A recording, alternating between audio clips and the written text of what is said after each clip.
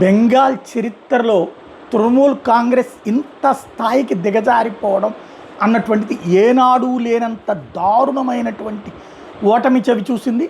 అదే సందర్భంలో భారతీయ జనతా పార్టీ కొత్త ముఖ్యమంత్రి సువేందు అధికారి ఒక అద్భుతమైనటువంటి విజయాన్ని సాధించాడు.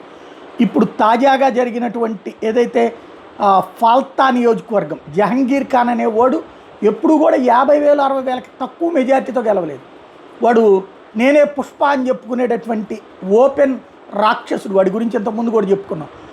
వాడి నియోజకవర్గంలో వాడే మొన్న భయపడి డ్రాప్ అని చెప్పుకున్నాడు. ఎందుకంటే జనం ఇదివరకైతే కనుక రిగ్గింగులు చేసి బూత్ క్యాప్చరింగులు చేసి అరాచకాలు చేసి జనాల్ని పోలింగ్ బూత్ దగ్గరికి రానియకుండా చేసేటటువంటి రాక్షసుడు వాడు. ఈ దఫా జనం స్వేచ్ఛగా వచ్చారు. ఫలితం ఇప్పుడు జరిగింది. మొన్న కూడా స్వేచ్ఛగా వచ్చే జనాల్ని అడ్డుకోవడానికి సాధ్యం కాక పోలింగ్ బూత్ లోపల దుర్మార్గ పనులు చేశాడు. స్టిక్కర్లు అతికిచ్చి ఓట్లు వేయనీయకుండా చేశాడు. వాడికి ఇప్పుడు జనం చాచి చెంపదెబ్బ కొట్టేటటువంటి తీర్పు ఇచ్చారు.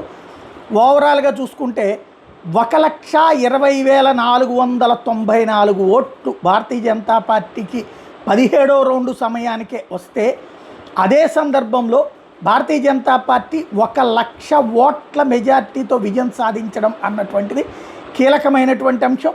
1,14,000కి పైగా ఓట్లతో విజయం సాధించింది.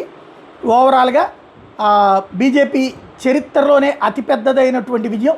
సెకండ్ ప్లేస్ సిపిఎం సగం ఓట్లు కూడా లేదు. ఓవరాల్గా చూసుకుంటే బెంగాల్ చరిత్రలోనే అతిపెద్దదైనటువంటిది. బెంగాల్లో 294 సీట్లకి గాను బీజేపీ ఇప్పుడు 208 సీట్లకి పెరిగితే తృణమూల్ కాంగ్రెస్ 80కి పరిమితమైంది. కాంగ్రెస్ 2 సిపిఎం 1 సాధించినటువంటి పరిస్థితి. అభిషేక్ బెనర్జీకి ఇది అతిపెద్దదైనటువంటి దెబ్బ, అనూహ్యమైనటువంటి దెబ్బ అని చెప్పాలా. వాళ్ళ గతంలో ఏనాడు ఊహించినటువంటి దెబ్బలు వరుసపెట్టి తగులుతూ ఉండటంతో బిత్తరపోవడం అన్నటువంటిది మమతా బెనర్జీ వంతవుతోంది. అభిషేక్ బెనర్జీని నమ్ముకున్నందుకు, వాడి అరాచకాలని ప్రోత్సహించినందుకు తగినటువంటి బుద్ధి ఇప్పుడు అక్కడ ఉన్నటువంటి ప్రజలు చెప్తుంటే ఏం చేయాలో అర్థం కాక తలపట్టుకోవడం అన్నటువంటిది ఇప్పుడు ఆమె వంతవుతున్నటువంటి పరిస్థితి అయితే ఉంది.